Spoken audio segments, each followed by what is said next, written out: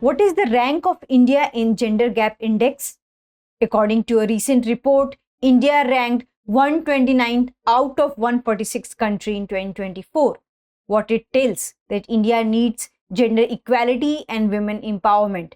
And recent Supreme Court ruling is a step towards gender equality and socio-economic rights of the Muslim women. Hello and welcome to the In News series of Drishti IAS. I am Ritu and today's session is about Supreme Court verdict on alimony of Muslim women. And this session is important for your GS2 perspective. So moving towards the points of discussion part. First of all, we are going to discuss the news. Then we'll have a discussion on the present case, that what was the case. Then we are going to discuss a historic verdict of Supreme Court, which is Shah Bano case. And also we are going to discuss 1986 case and what are the challenges we had in 1986 Act. And after that, we are going to discuss practice question for prelims. Before that, you have to like, share and subscribe to the Drishti IAS channel. Moving towards the news part. So recently, Supreme Court had dismissed an appeal which says about that a person will not give alimony to a Muslim woman because of the divorce. And that was the case which had initiated Supreme Court ruling and which had created an equal platform for the Muslim women that after divorce, they can file for the alimony till the second marriage. And if they are not married throughout their life, the husband, the former husband, had to pay for the women and also for the children. So this is the case we are going to discuss in today's session.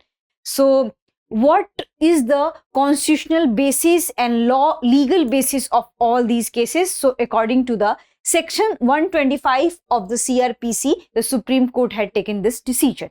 Now we come to the next one. Next one is about the present case. So there was a petitioner whose name was Muhammad Abdul Samad. So he said that he will not pay alimony to his divorced wife because he had already paid this thing to the iddat period. And what is the iddat period in the Muslim law? So iddat is a period that suppose that if any person has asked for divorce and during the process, so the process period is known as the iddat period. So the process till the divorce is not granted, that is called the iddat period. And usually it is of the 3 months according to the Muslim law. So the person is only eligible to pay during the iddat period, and after iddat period, the person will not pay.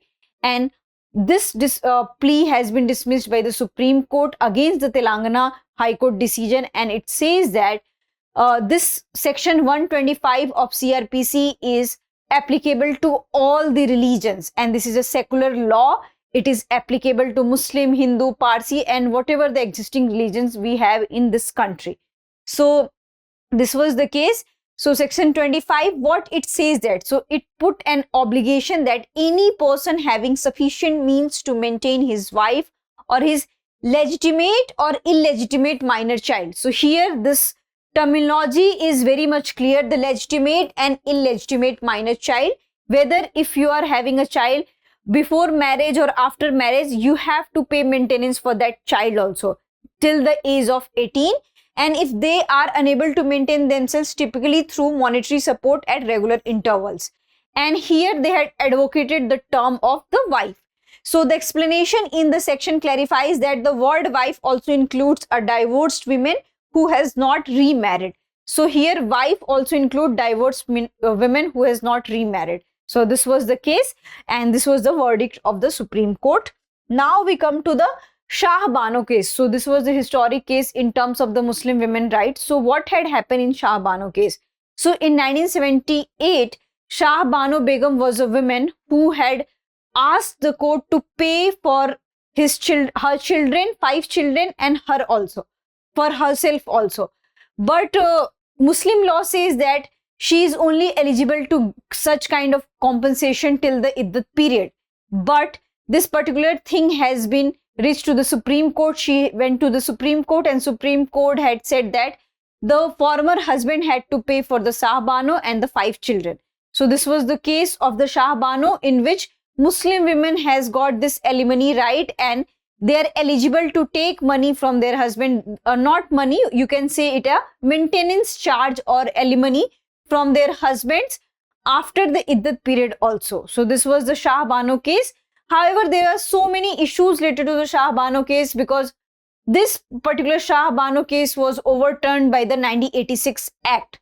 And now we'll come to the 1986 Act. Say what 1986 Act was about. So 1986 Act has overturned the Shah Bano case, and it says that the women and her children are only eligible till the iddat period. The present government has said that they are only eligible till the iddat period, and this was not true and equal regarding the Muslim women rights. And what here Muslim law is very much typical towards this particular CRPC, because according to section 125 of CRPC, it is that you have to pay alimony to your wife, even to your divorced wife also you have to pay for the maintenance. So this was not applicable to the 1986 Act. So this was the one of the biggest loophole of the 1986 Act. And in the Shah Bano case, as I have already told you, the then Chief Justice Y.V. Chandrachud held that Section 125 CRPC cut across the barriers of the religion and it is applicable to everyone. So whatever the Supreme Court judgment and verdict we have now, it has already done in Shah Bano case. But after the implementation of 1986 Act, this particular thing was overturned, which was not equally applicable to what's the women. So as I have already told you that what are the challenges we have in 1986 Act, that the alimony was only eligible till iddat period, and after iddat period there was a provision according to Muslim law that the relatives of the family of the particular wife will pay for the maintenance, and if relatives are unable to pay, the Waqf board will pay for the maintenance of women and the children. So this was according to the 1986 Act, and this was one of the biggest loopholes of the 1986 Act, because it obliged women to live in destitute without any socio-economic supports, and they are unable to live their life with dignity because they don't have any social basis and economic basis to fund their livelihood and also their children. So it violates the Article 15 of the Indian Constitution, Article 14 of the Indian Constitution, and also Article 21 of the Indian Constitution, because it creates a hurdle in a women's life to live their life with dignity, because they don't have money, they are already separated from their husband. So that was the biggest loophole of the 1986 Act, and this was the one of the biggest loophole in the Muslim women's rights. And this has been overturned now by the Supreme Court, because this law was already existing, but this has been overturned by the Supreme Court now, and Supreme Court has upheld the constitutionality of the 1986 Act, and it says that according to section 125 of the CRPC, all the women, despite of their religiosity, all the women are eligible to seek alimony from their former husband, and not just for themselves, for their husband, for their children also. So this was the now current Supreme Court verdict. So now we'll come to the question part. Which section of the Code of Criminal Procedure allows a Muslim women to seek maintenance? So we have four options: section 123, section 124, section 125, and section 126.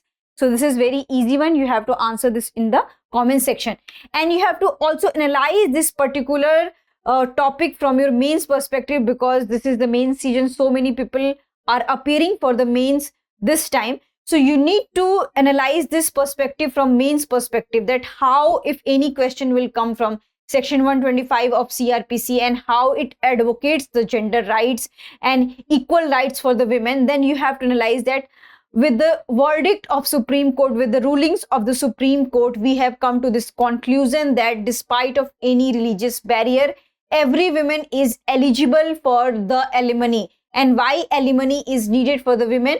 Because if she is not working, if she is not remarried, in that case, they had to live very stigmatized life, because they don't have any social base, they don't have any economic base. In such circumstances, who will pay for them? Here we have term for the in Muslim law that Waqf board will pay, but there are so many irregularities. We have seen that the Muslim women have not given their equal rights. So it's very important to have a legal perspective which is mandated by the Indian Constitution, and section 125 of Indian Constitution advocates the equal rights for every woman. So that's why this particular section is very much crucial for the gender rights, women rights, and gender equality. So that's it for today's session. I hope you like this session. If you have any queries related to this session, kindly ask in the comment section. Thank you.